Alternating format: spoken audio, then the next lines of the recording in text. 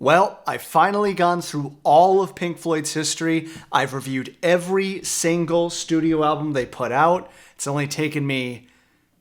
How long has it taken me? When did the first video come out?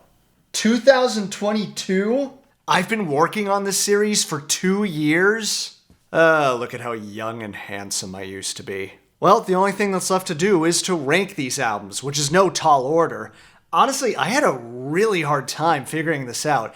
Even as I'm sitting here, I'm still questioning my ranking. Now, it should be noted I am not the first person on YouTube to rank Pink Floyd's discography. There's a ton of videos already doing that. And there's no right or wrong answer, despite what some fans may claim.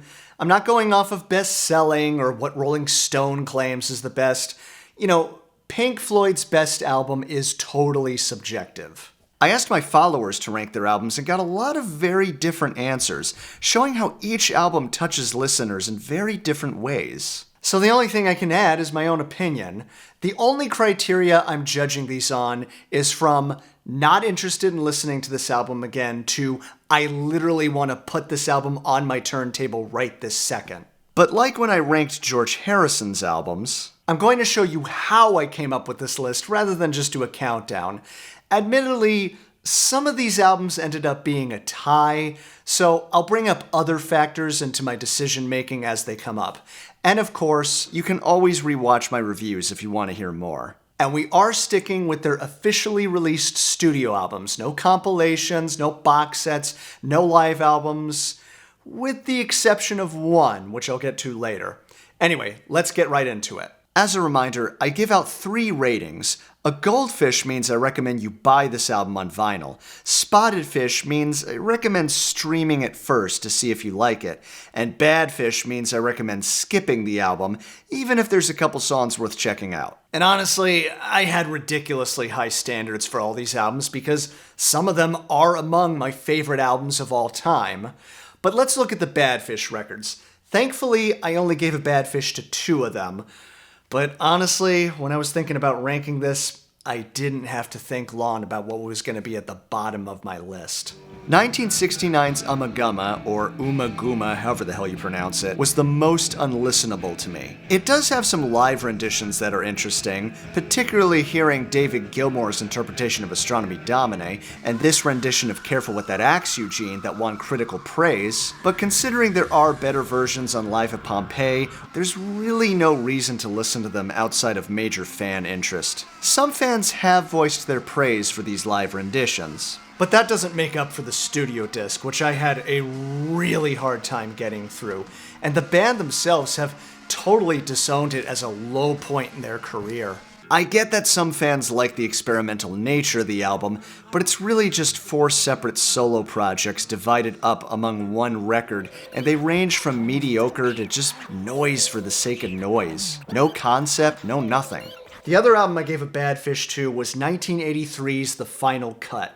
Honestly, at the beginning of the series, I thought this was going to be my least favorite album. It's basically a Roger Waters solo album. Richard Wright is not on it, but I was intrigued by how much it meant to so many fans. They really did get behind Roger's spotlight on the mistreatment of World War II veterans, the crimes of Maggie Thatcher, and her war in the Falklands. A lot of good comments came out of this review, and it did help me appreciate the concept to a degree. I even kind of went back wondering if it was worth being ranked badfish. But musically, I just don't enjoy listening to this album. It's one slow, morose tune after the other.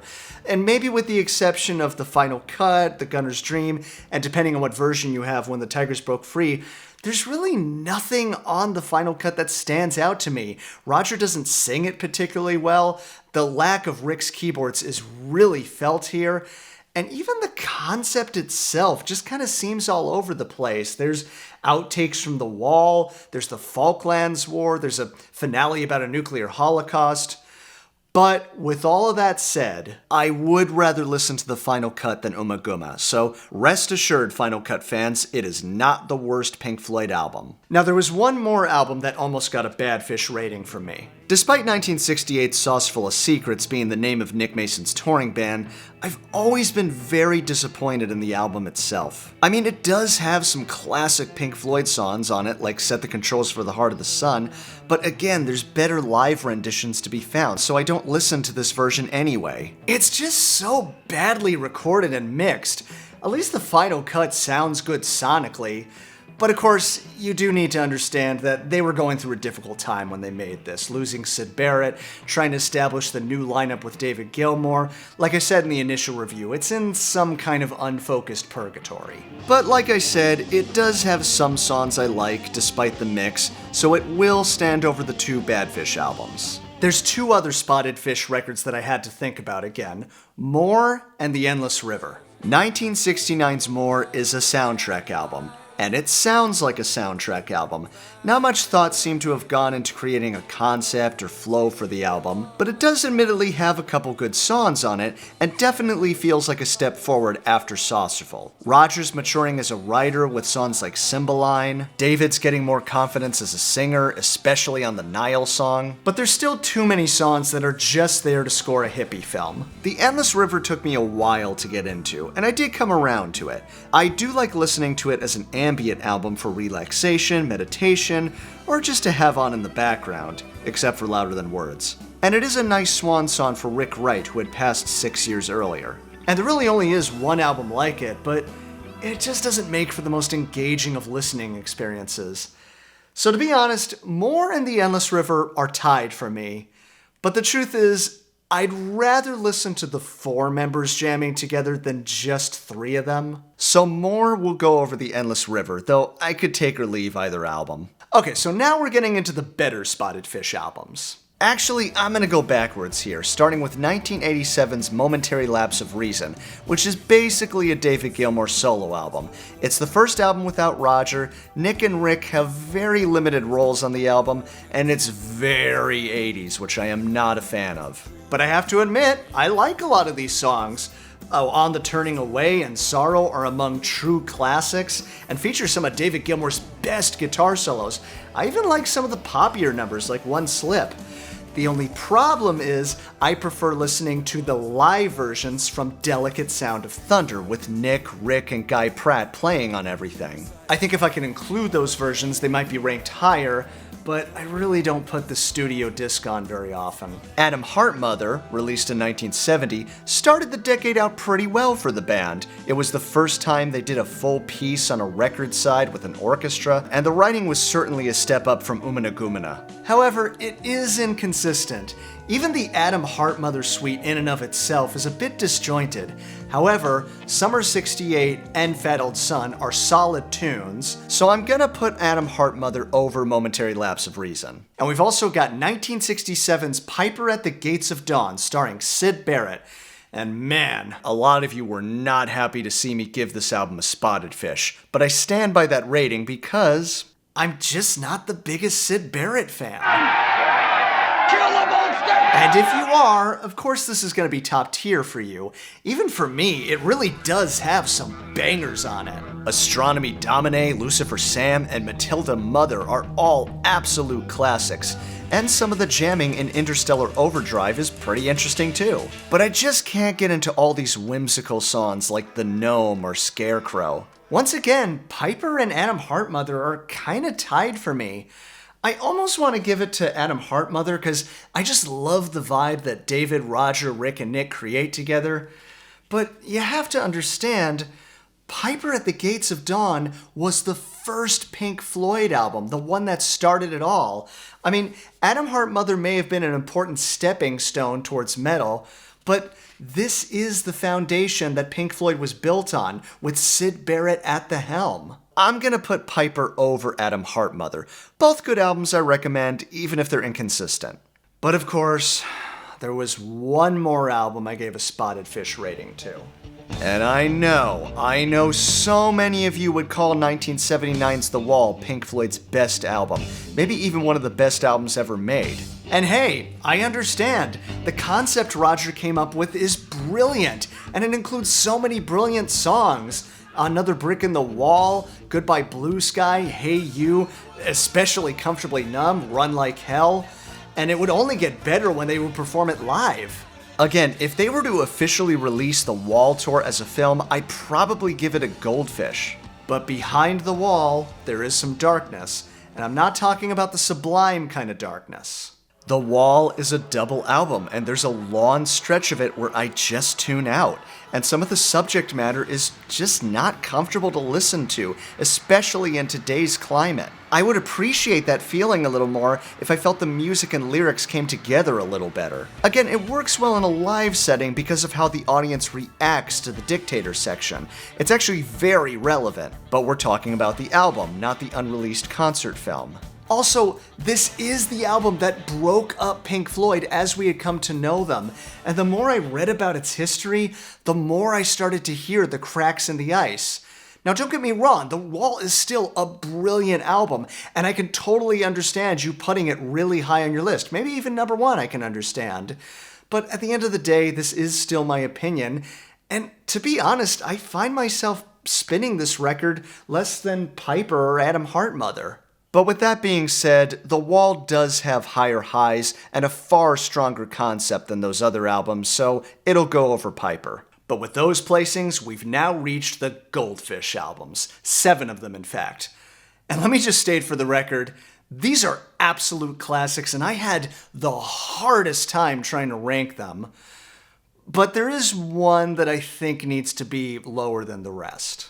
1972's Obscured by Clouds, yep, I ranked this higher than The Wall, is another soundtrack album, but it's a really good soundtrack album. Like way more than it needs to be for the film they're scoring. Burning Bridges, Childhood's End, Free For, these are absolute bangers, and there's really only one song, the last one, that I find myself skipping. And it's even got an interesting flow to it as an album. I love that Mudmen incorporates the same motifs as Burning Bridges. It's clear that this era was just a creative peak for the band. But it is still a soundtrack album, and you just can't compare it to these grand, epic concepts we're about to talk about. Even The Wall feels like it has more weight to it. I just happen to like listening to this better and feel it deserves more attention. So Obscured by Clouds will go right over The Wall. Okay, 6 albums left. 6 absolute classic albums. Well, I already knew what my top 3 would be, so let's focus on these next 3. Metal, Animals, and The Division Bell. Oh, fuck off! The Division Bell is a great album! Let's start with Metal from 1971. I've consistently called Echoes one of my all-time favorite songs. I listen to this side of the record all the time. Lesser so the A-side, which is still really good, though I kinda tune out when Seamus comes on. But credit for adding some variety, I guess. Likewise with 1977's Animals, I find myself listening to Dogs a lot, though I usually don't play Pigs on the Wing 1, and not quite as often the second side, even though it's also really good. There were quite a few comments that listed Animals as number 1. And it does need to be said, this is one of the strongest concepts Roger Waters came up with. These anti-capitalist lyrics are pretty untouchable. If lyrics are your focus, Animals may be number 1 for you.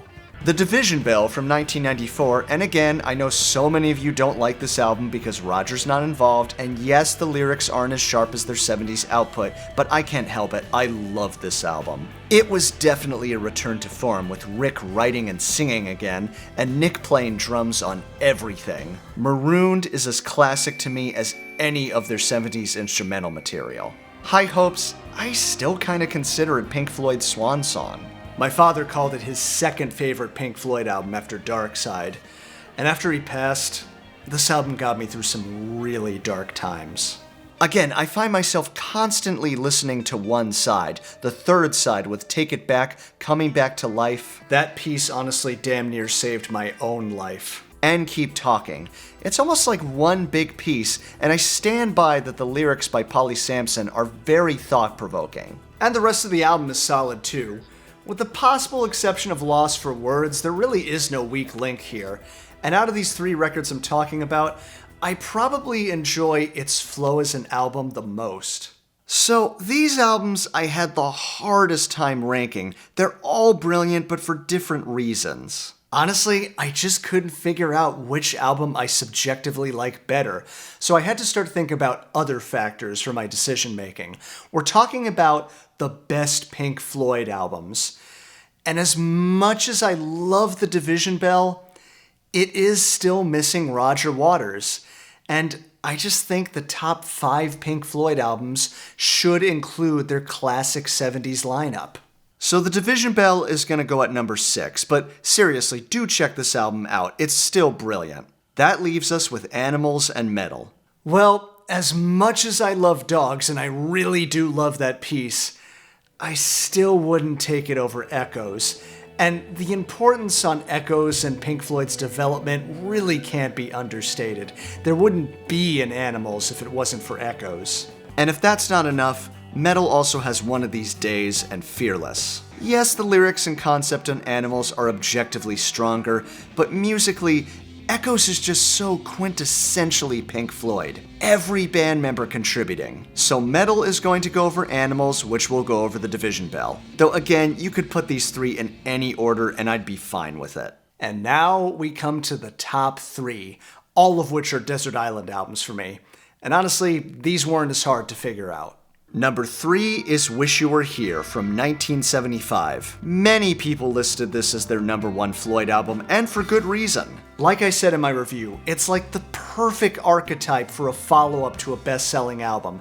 Same energy and creativity, but different concept and execution, and it's such a loving tribute to Syd Barrett. Shine On You Crazy Diamond might be the only standalone piece for me that gives Echoes a run for its money. From Rick's majestic soundscapes to the most soulful guitar solos David Gilmour ever played to Roger's beautiful lyrics. It's the best opener to any of their studio albums, maybe even the best opener period.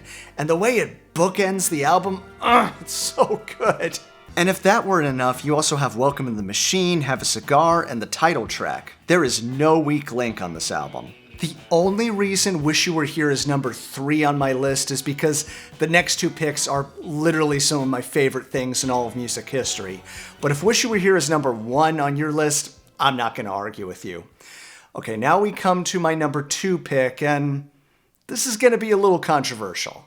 Live at Pompeii. And I know I'm cheating here, Live at Pompeii is not a studio album. It's not even technically an album at all, it's a film, even if it has been released in audio form with the early years box set. Which didn't exist yet when I started getting into Pink Floyd, but that didn't stop me from burning this onto a CD and listening to it in my car over and over and over again. Every song on this concert is the superior version.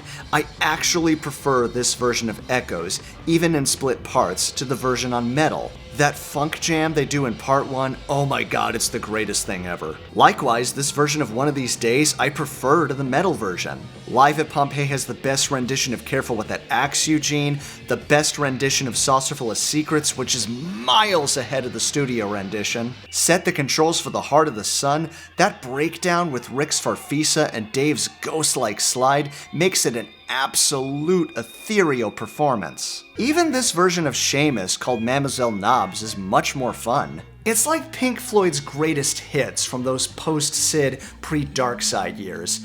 If you want to know what their music was like from this era, Live at Pompeii is a perfect representation of that. Anybody I know who saw Pink Floyd live in the early 70s all say the exact same thing. It was one of the greatest experiences of their lives. And thank God they made this film. It's such a time capsule. They are performing at their best. It's one of my all-time favorite concerts. If I was making a list of the best Allman Brothers albums, Live at Fillmore East would top it. If it was for The Who, Live at Leeds would be very high on that list. And I admit, it makes no sense that I'm including this concert film and none of their other live releases, but hey, it's my list, it's my video, I can do whatever I want. This is legitimately one of my all-time favorite live concerts, so I'm including it in the number 2 slot. We named our damn Pink Floyd tribute show Pompeii Floyd. How could we not include this? And if you really don't want to count this, just move everything up and Wish You Were Here as number 2. And now we come to my number 1 favorite Pink Floyd album of all time, and honestly, I did not need to think long about it. You already know what it is. 1973's Dark Side of the Moon. Yeah, I know, big shock. And if you look at the comments, it's clear what the favorite is. You know, even though I already did a full review of Dark Side of the Moon, I'm still having a hard time explaining exactly why it's my favorite album of all time. I mean, this album changed the way I listen to music. I just had never heard an album where every song flowed into each other in this way. David Gilmour's guitar solos on Time, Money, and Any Color You Like, they're iconic. Absolutely iconic. Him and Rick Wright's vocals on Time and Us and Them are just so soothing. Likewise is Roger's emotional performance of Brain Damage and Eclipse. Claire Torrey's vocal on Great Gig in the Sky may be one of the greatest vocal performances in history, juxtaposed with Rick's beautiful piano chords. Nick Mason's grooves and drum fills are perfectly placed. The voice samples really give the album some personality. And the lyrics? They still ring true to this day. Hanging on in quiet desperation is the English way. It's almost become a mantra for me. Eclipse may be the most perfect finale to an album ever written, so life-affirming for as dark as the album is. I've listened to this album easily 500 times, and every time I get to this finale, it still gives me chills. Look, I already did a full review of Dark Side of the Moon. It's honestly one of my favorite reviews that I've ever made, which I unfortunately had to take down from YouTube and re-upload because of YouTube shenanigans. So please go and watch the review, like it, comment, and even if you did so already, maybe watch it again. It still breaks my heart that I lost all those wonderful comments, people commenting about the first time they heard it, or how it impacted their lives, or how it got them through really hard times, and just how much emotion is attached to everyone's love of Pink Floyd's Dark Side of the Moon. So, Dark Side of the Moon tops the ranking at number 1. Followed by Live at Pompeii at number 2, Wish You Were Here at number 3, Metal at number 4, Animals at number 5, The Division Bell at number 6, Obscured by Clouds at number 7, The Wall at number 8, Piper at the Gates of Dawn at number 9, Adam Heartmother at number 10, Momentary Lapse of Reason at number 11, More at number 12, The Endless River at number 13, Saucerful of Secrets at number 14, The Final Cut at number 15, and Oomana Goomana to Tiddly Tum at number 16. But how would you rank Pink Floyd's albums? Comment below. Seriously, I love reading everyone's different reactions to this music. And if you can, please consider subscribing to my channel and liking this video so that I can stand out in the algorithm. And if you want to go that extra step, consider supporting me on Patreon. Everyone, I want to thank you so much for joining me on this journey across Pink Floyd's incredible catalog. I'm looking forward to reviewing some more music on this channel. Maybe I'll review some more prog rock albums this summer. Well, I guess that's about it for now, and I'll see you on the dark side. Well, you know where.